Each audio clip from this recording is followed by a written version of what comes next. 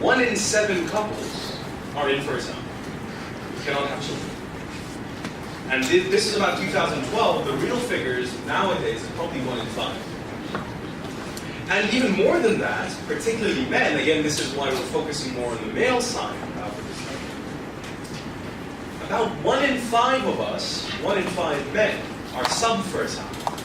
So not infertile outright, but we will have difficulty in conceiving. So about 1 in 5, the real figures nowadays are about 1 in 3. Okay. So pretty big issue. Why you someone over there doesn't have that issue? No? you don't even produce sperm, what? So, of course, infertility isn't really one big issue. You can split it out into various reasons and various reasons and various causes. So as you can see, about 28 to 30% are due to sperm issues, sperm problems. There's something going on with the sperm cells themselves. And then you also have more female issues, tubal damage, ovulatory failure, etc. And altogether simplified, I mean, there are other issues as well, such as environmental factors, lifestyle choices, all that kind of stuff. But collectively, it's thought, at least the medical opinion, is that male and female issues are about 50-50. So it's about 30% male and about 30% female. With the rest, about another 20 to 30% being something that's called unknown.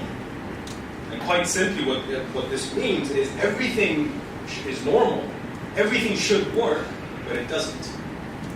Okay? So if we go according to that, the really kind of politically correct statement is that, yeah, it's a 50-50 thing, it's an equal contribution.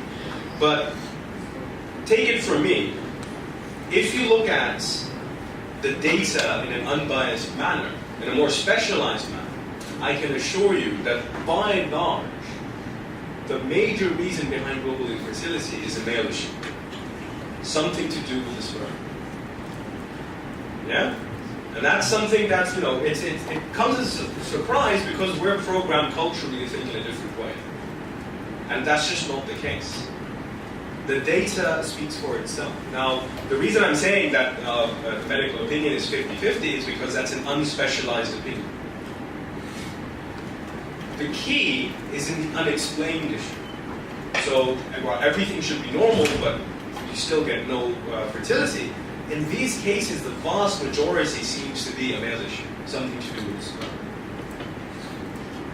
So if we split out the causes behind male infertility specifically, one of the biggest reasons is something called testicular insufficiencies. So there's something wrong with the testes. Okay, so that's about 25 to 26%.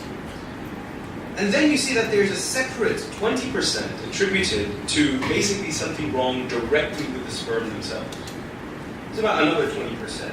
And then you have varicocele. So does everyone know what varicocele is? Yes. And it's like varicose veins, it's just enlarged veins within the scrotum. And then you also have other reasons as well, minor differences because of environmental factors, lifestyle choices, etc., etc. Well, another big issue is this. Does anyone know what idiopathic means? No. Pretty much. Yeah, question mark. It's just a fancy way of saying we have no idea. And so this is when you kind of twist someone's arm to characterize them in different ways. But the basis, the very essence of the causes of these different reasons is that for one reason or another, the sperm is abnormal. If the sperm is produced at all. So testicular insufficiencies, that's not necessarily to say that the testes are absent or anything like that. That just means that their function is abnormal. So either they're not producing sperm or not producing it properly. With idiopathic, something is wrong with the sperm. That's obvious, but why it's wrong, we have no idea. So the common theme in male fertility, or male infertility rather, is that something or another, one thing or another is affecting the sperm itself. Either directly or via the action of the testes, where the sperm is of course produced. just really kind of quickly to summarize what is meant by pre-testicular or testicular insufficiency. You can split them into two categories. So pre-testicular basically involves all those conditions which occur even before the testes come into play, even before the sperm is being made. And these are mostly hypothalamic diseases, right? It's to do with different levels of hormones and the balance of these hormones. So you can either get pituitary disorders, where function is affected for various reasons, such as tumors or surgery, and also adrenal glands. So there are two different basic categories in which you can get these sort of insufficiencies. But by and large, it's these two hormones and these type of insufficiencies that are being affected. The balance between LH and FSH. So normally, you would have your hypothalamus that's producing GnRH, that acts upon the pituitary, which will then produce LH and FSH. This then goes on and targets the testes and your sperm is made, hopefully.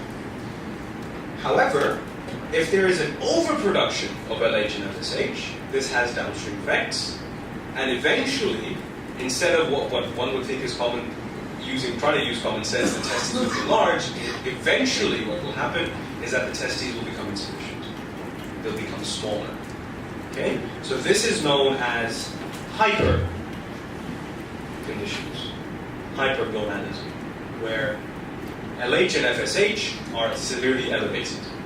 On the other hand, either through disruption of the hypothalamus or the pituitary, LH and FSH levels are severely low.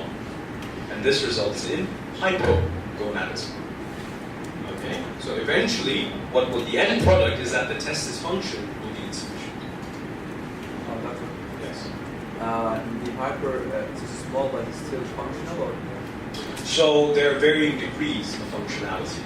So, just because it's small doesn't mean that it's not producing anything.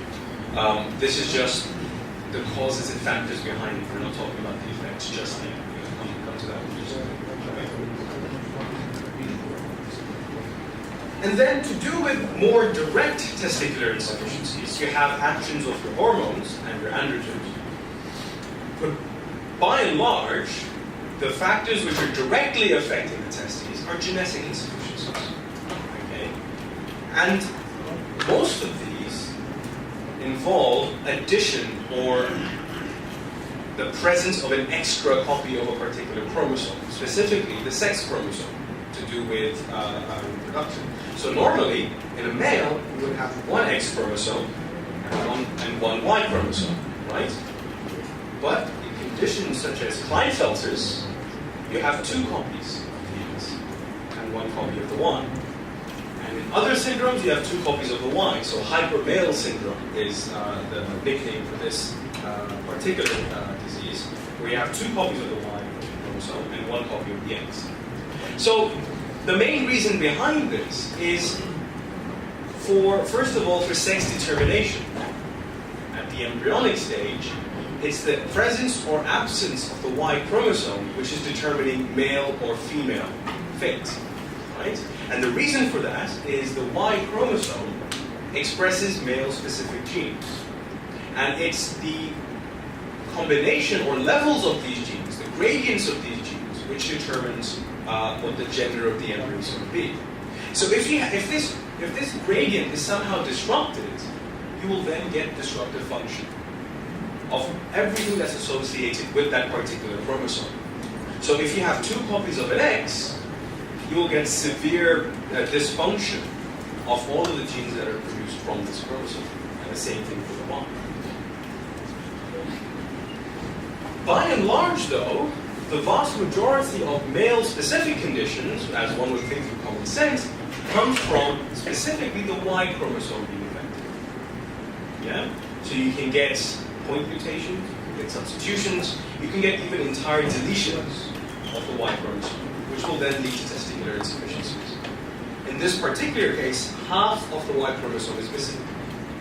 The other thing that can happen is something called rearrangements, where bits of the Y chromosome are swapped around. And that then again results in insufficient genetic product. But more specifically to sperm function, the region of the Y chromosome that's involved, or more specifically 3 regions that are involved, is something here called the AZF regions. You have AZFA, AZFE, and AZFC. And the reason why we're making a big song and dance about these regions is that there's a phenomenon called Y chromosome microdeletions, which basically means you have tiny, tiny deletions, either 2 or 3 base pairs, which severely impacts the function of the testes and production of sperm. And these seem to occur in any of these 3 regions, so they're labeled A, B, and C. And by and large, very, very significant amounts of male factor conditions, at least in genetics, have been attributed to these regions. So this can be microdeletions in these regions, it can be rearrangements, it can be substitutions, the whole range of genetics.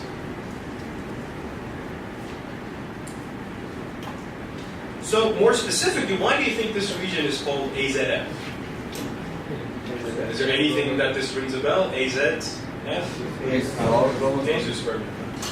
The reason why it's called, these regions are called AZF or azoospermia factor is any genetic mutation in this results in some form of azoospermia, which basically means lack of sperm. So, and I know you've all also had a PDL case based on this. What a coincidence, right? So, azoospermia is basically, you can characterize this as the absence of sperm. Yeah, so lack of sperm or severely reduced levels of sperm within the ejaculate. And as far as individual diseases go, it's pretty major. I mean, as the entire global population, it affects about 1 to 2%, which is a pretty big number when you put it all together. And you can basically split it out into 2 different types. There's obstructive azoospermia, which is signified or demonstrated by this very painful looking diagram. And it's basically where the pipes are all blocked up, right? So there's an obstruction which prevents the sperm from mixing up with the ejaculate. But this only accounts for about 5 to 10% of cases. So it happens, but it's in the minority. But you can't say it is still azoospermia. Azoospermia means lack of sperm in the ejaculate. In the ejaculates, yes. So you can further characterize it as obstructive azoospermia or non-obstructive. So obstructive is because of a blockage in somewhere in the pipes. Yeah, and that can be easily rectified by fixing that blockage. But on the other hand, you have non-obstructive azoospermia. And this accounts for the vast majority of azoospermia conditions, about 90 to 95% of the azoospermia population. And this essentially is due to a testicular insufficiency which prevents normal levels of sperm being made. Now, because of genetics, a condition can be either heterozygous or homozygous. Does everyone know what I mean by that? Yeah, so either one allele is affected or both alleles. If one allele is affected, then that means that basically you will have some production of sperm, but it won't be 100%, as demonstrated over here. If it's a homozygous condition, basically, which means that if it's a Y chromosome related condition, because you only have one copy of the Y chromosome, and if that's screwed up, then you have no other backup, right? So in these conditions, you have pretty much no production of sperm at all. And I hope this diagram is recognizable by all of you. Yeah. And that's my hope of you. And this is just to touch upon why I'm making a big deal about varicocele itself. We all know what varicocele is. But what you probably don't realize is that varicocele is one of the leading causes behind obstructive azoospermia. Because what this basically involves is enlargement of the veins, which by and large significantly affect the vas efferent. So it prevents the transfer of sperm into the ejaculate. And it's easily rectified by just getting rid of these varicose veins. Just to give you an idea, as the figures here, it happens, it's quite common. About 10 to 15% of men have this condition and to varying degrees. Only about, I think, 2 or 3% of these, the problem is so severe that it leads to azoospermia, but it's one of the leading causes. So if you were to talk about this, then the case that you went through, the hypospadias, that's very, very rare. It doesn't happen very commonly. This is probably much more common for you to come across. So that's a very, very basic and key emphasis on basic overview of why things or how things can go wrong. But how does one characterize if something's going wrong? Yeah? How does one look at a sperm and decide whether everything is normal or if there's something going on? And in the clinic, the only real tool that we have is a microscope. So most of the techniques, both for male and female infertility, that are used are microscopy based. So because of that, the very first thing that you can see down a microscope is how a cell looks, right? The shape of the cell, otherwise known as morphology. So over here, this is kind of what you would say would be a normal sperm. And it's kind of what we're familiar with, is this oval-shaped head and the tail over here as well. And then on this right panel, you can see varying degrees of normality, or rather I should say abnormality. This is slightly more normal looking, and something's kind of going wrong over here, and then this is just kind of elliptic. It kind of looks like a lollipop. Now, you laugh. Well, what would you say if I told you that in any normal fertile male ejaculate, a certain proportion of the sperm will look like this? In fact, the vast majority of sperm will look like this. In fact, out of the hundreds and hundreds and billions of sperm that is produced per ejaculate, let me just refresh what the stats are. An average ejaculate is 2.5 to 5 ml. 2 to 2.5 to 5 ml. That's the average amount of ejaculate that is produced. In each ejaculate per ml is 150 to 300 million sperm. So 150 to 300 million per ml in 2.5 to 5 ml. So millions and billions of sperm, right? Out of all of these sperm, only 1% even have the capability of being able to fertilize, let alone being able to reach these sites. So naturally something is going on. There's some criteria to sort through these billions and billions of cells to choose the best quality. And the reason why it's important for us to know this is we want to mimic this within the laboratory, to try and fix this. So, Doctor, yes. if only one person, then it would be very hard through the microscope to sort the healthy sperm. Yes, and that's why there are various sorts of techniques that are used. So you have different criteria that you use to sort out, or try to get the best type of sperm. Okay, and this is what I'm going through right now. So generally, because again it's using a microscope, there are three major parameters by and large which are used to characterize or classify sperm. Now, this is the morphology, shape, how the sperm looks. The concentration, how much in general is being produced, because that is an indication of testicular health. And of course, the motility, how good these little buggers are able to swim. Okay? Now, the World Health Organization also gives further details as to further parameters which could be used to classify a male's fertility or infertility. The values here, I'm not too worried about. I don't really care if you know these or not from the top of your head, because quite frankly they change every 2 years or so. What is important though is that you're familiar with these values that are written over here. This is basically the different parameters that a clinic would look at to decide a male's fertility. And they're listed over here. You'll be able to see them. It's lectures uploaded. But by and large, these are the three main criteria. So, really, when I say morphology, it's basically what the name says. You're looking at the sperm and deciding how good it looks, how sexy it looks, just by the shape. And of course, because we like to characterize different things and put them into neat little boxes, this morphology criteria has to satisfy different parameters. So the first is how good the head looks, what's the size of the head, what's the shape of the head. There are scores that are assigned to that. The midpiece as well, because this contains the mitochondria. So the shape of the midpiece corresponds to the health of the mitochondria as well. If it's a shorter mid piece, that means there's not enough mitochondria. It doesn't have enough energy to be able to reach the inside. And then you also have characterization of the tail.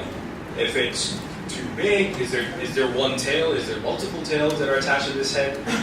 There's various criteria involved, and it's basically everything that you can think of while looking down a microscope. That's the only limiting criteria that you have that you look down a microscope. You have to come up with these criteria accordingly. And the reason for that is you get a ton of morphology. So over here, if you see, this is what a normal sperm should look like. You can get giant heads, you can get tiny heads, you can get 2 heads, you can get 2 tails. You can get really, really weird looking heads and really weird looking tails and midpieces. And like I said before, the reason why you need these criteria is in any normal ejaculate, you will have all of these types of sperm that are present. What is key though, the higher the proportion of normal looking sperm, the more fertile a sample is. And the higher the proportion of these crazy looking sperm, the more infertile one is. So, just to give another idea of magnitude, can you just randomly guess what the cutoff value is for normal morphology? 30 to 40%. So more than that, more than or equal to 30 to 40%, that would be a normal fertile male. You don't even need the majority of your sperm to be looking normal. Just 30 to 40%. Anything, if it's lower than that, then you're in trouble. In theory. And there are, another reason why morphology is important, perhaps one of the more important criteria for sperm classification, is that you have entire diseases or conditions that are based upon description of sperm morphology. So remember that lollipop-looking sperm I told you about? Yes. That actually has a condition that's named after it. It's called globospermia, which basically means ball-type sperm or globe-type sperm. And in more polite circles, it's known as a balloon on a string morphology. So don't go around saying that I told you about lollipop morphology. It's balloon on a string morphology. And these sperm are characterized by defective fertilization. So the sperm, they're able to swim just fine. They're able to make it up to the female reproductive tract. They're able to reach the oocytes. But what they're defective in is the actual act of fertilization, because their head shape is severely abnormal. It's missing the acrosome, so it's not able to digest the way the zona pellucida. It's missing the vast majority of its head, so it can't fuse with the oocyte. It doesn't have the proper receptors. So this is why morphology is a very important criteria. If you have abnormal morphology, the ability to fertilize will also be abnormal as well. And then, of course, you also have fertility. Now, this is also another important factor, because they tend to go round and round in circles, right? So a lot of sperm also do that as well. With motility, you basically need to characterize how well the sperm swim. And what that means is, are the sperm able to swim in a straight line or not? Or are they just kind of going round and round in circles? Or are they just stuck in one place? So this is just an example of, so before, it used to be a poor andrologist, a guy whose job it was just the entire day to look down at a microscope at other people's sperm, which I think is a very depressing job. Honestly, this is the worst job a guy could get, right? You're scoring other guys' sperm. I mean, come on. And you can do yourself, but you're not paid to do yourself. That's even more depressing. So before, it was the job of a particular man to do this.